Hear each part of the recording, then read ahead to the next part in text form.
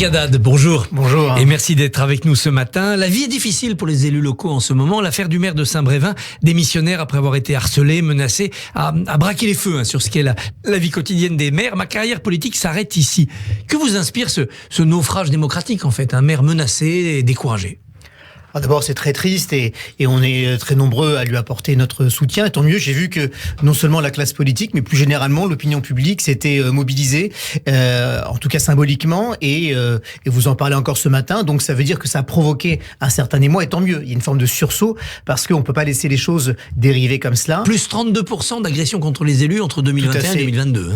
Tout à fait. C'est aussi le symbole d'une violence dans la société en règle générale, contre l'autorité en particulier, et comme les maires incarnent localement l'autorité, incarnent l'État, incarnent la puissance publique, alors nous sommes plus souvent que d'autres. Vous êtes une cible. Ouais. On peut l'être, c'est vrai. Vous-même, par exemple, ça vous arrive d'être agressé, menacé, insulté? C'est devenu quelque chose auquel vous pensez tous les jours?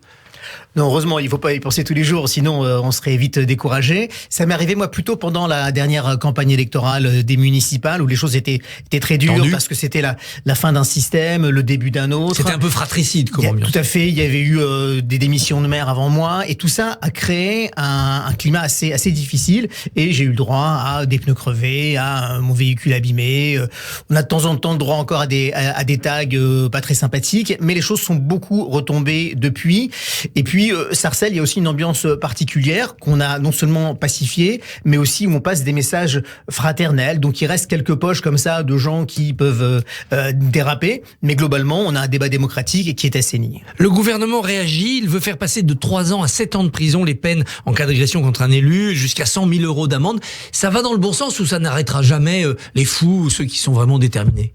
Ça va dans le bon sens. Il faut le faire pour les élus. Je pense qu'il faut le faire plus généralement pour l'ensemble des représentants du service public, pour les policiers, pour les pompiers, pour les enseignants. Et je pense que c'est le même rôle finalement que nous jouons, chacun à notre place.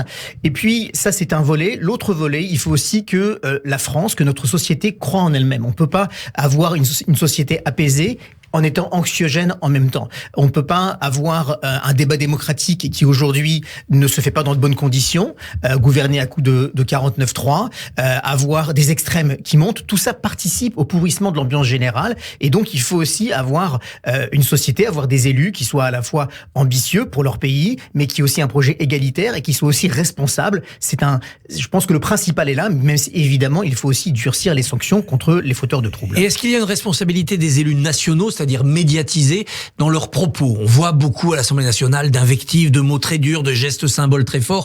C'est peut-être ça aussi qui met le feu aux poudres. Oui, tout à fait. Ça va dans le même processus que ce que je vous disais à l'instant. C'est-à-dire qu'il faut à la fois avoir un débat démocratique qui va jusqu'au bout de la contradiction. Les débats peuvent être âpres, mais ils doivent rester respectueux. Et il faut avoir des projets de société dans lesquels les gens croient, pas simplement des gens qui s'opposent les uns aux autres sans savoir où va notre pays. Le maire de Saint-Brévin s'est déclaré abandonné par l'État. Il a eu l'impression que ses appels au secours n'étaient pas entendus.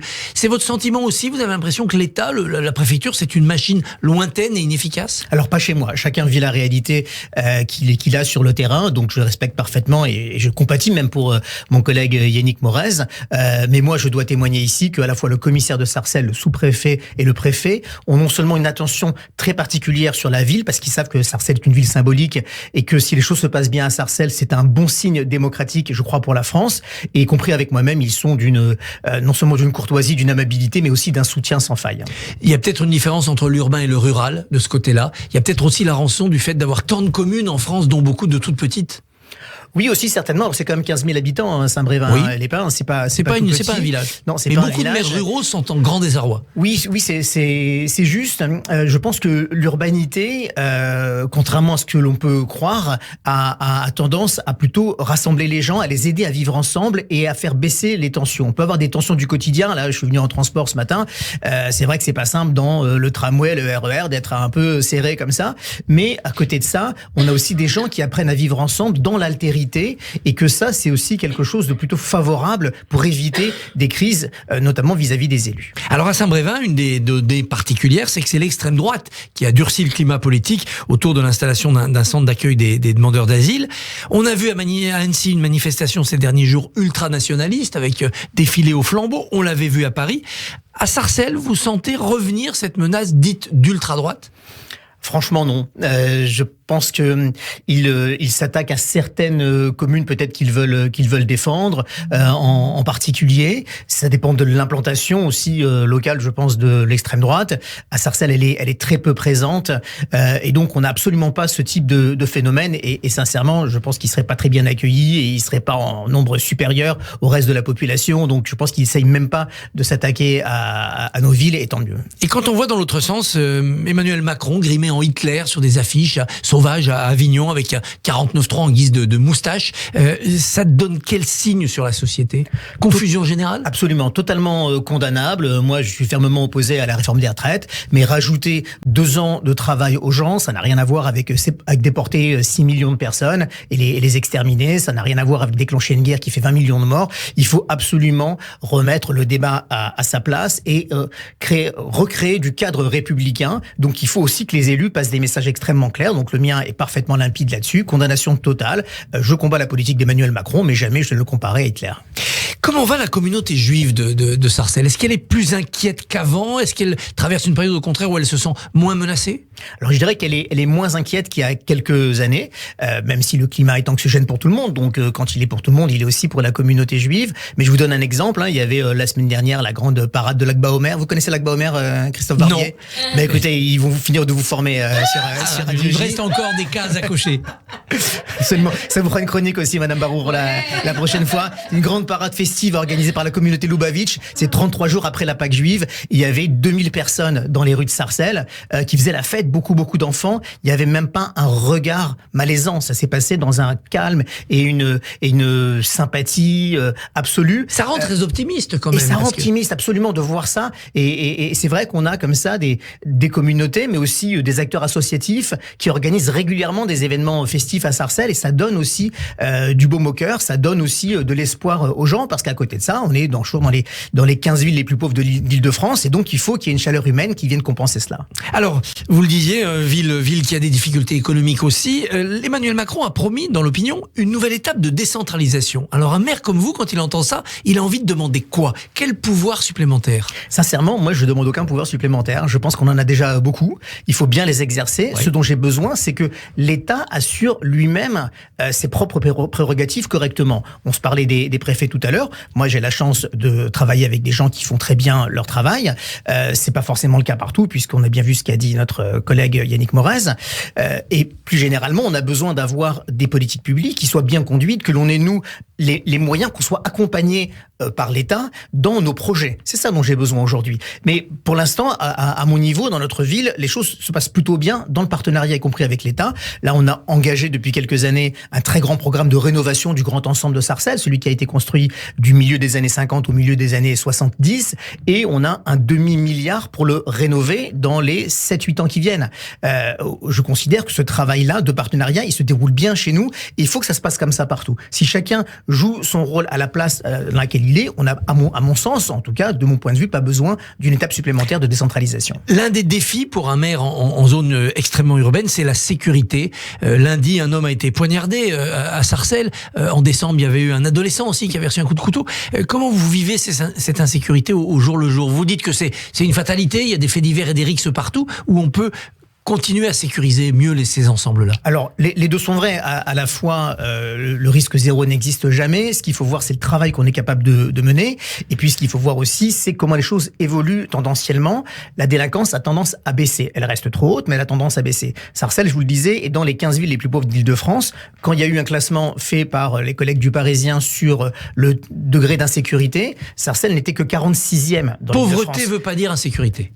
Ça va un peu ensemble, mais parfois, on arrive à faire en sorte, parce qu'on a à la fois des projets pour les habitants, il faut les occuper, il faut qu'il se passe des choses, qu'ils croient dans leur avenir, y compris dans leur ville, et il faut aussi un travail par les forces de police qui fonctionne bien, et là aussi il y a un effort qui a été fait. On va avoir dans les années qui viennent un nouveau commissariat aussi à Sarcelles, de grande ampleur, et ça va aider à sécuriser la ville. Aujourd'hui, nous avons des poches d'insécurité qui sont spécifiquement sur le trafic de stupéfiants et sur les rixes entre jeunes, que l'on n'a pas qu'à Sarcelles, mais que l'on a aussi malheureusement chez nous. C'est le trafic de drogue qui est derrière tout ça, chez vous, comme on le voit à Marseille ou ailleurs, ou pas du tout? pas derrière tout, mais c'est un facteur qui est quand même très présent. On est limitrophe de la Seine-Saint-Denis. On a des réseaux comme ça de trafic de stupéfiants qui sont très importants, très implantés et qui cherchent de nouveaux terrains, qui cherchent à s'étendre. Et donc nous, on est en première ligne, si vous voulez, de ce point de vue.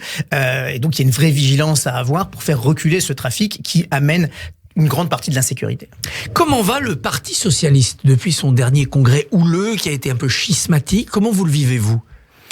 Avec un petit peu de recul pour tout vous dire, puisque j'ai déjà beaucoup de travail à Sarcelles, je reste évidemment profondément de gauche et socialiste. Vous êtes au Conseil national? Je suis plus au Conseil national. Vous êtes retiré même de cela? Absolument, parce que j'ai souhaité me consacrer à ma ville et puis à écrire un ouvrage qui s'appelle Nos racines fraternelles aux éditions Philippe Ray, qui sortira au mois de septembre, parce que je pense qu'il y a des choses à raconter sur nos mandats d'élus, au-delà des 12 minutes que vous m'accordez gentiment ce matin, et que un jour, et je le dis aussi, il faudra que l'ensemble de la gauche se reparle et qu'il faut qu'il y ait une force centrale, qui sera certainement celle du Parti socialiste, pour permettre d'avoir à la fois la promesse égalitaire, une forme de radicalité par rapport au libéralisme qui est quand même un rouleau compresseur, et en même temps la respectabilité dont il y a besoin pour rassurer les Français et arriver au pouvoir. Cette réunion de la gauche, elle passe par l'étape NUPES. C'est la NUPES qu'il faut élargir, ou la NUPES c'est finalement un accord électoral mais qui n'a pas d'avenir?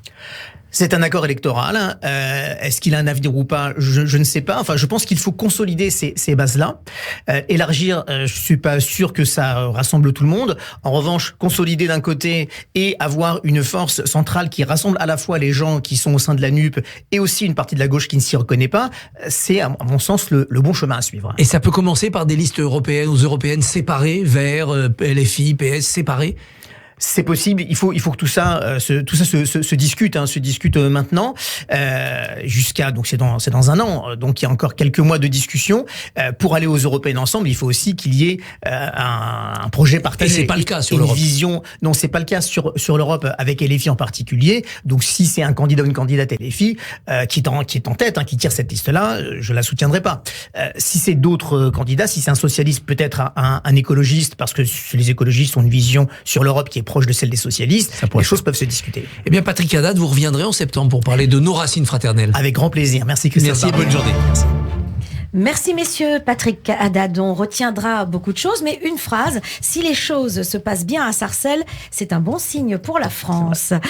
Christophe, on vous retrouve lundi en compagnie de Ludovic Vigogne, auteur des 100 jours, un livre sur Macron passionnant. Macron, les secrets d'un passage à vide, dites donc, aux éditions Bouquin. À lundi. À lundi. Radio J, retrouvez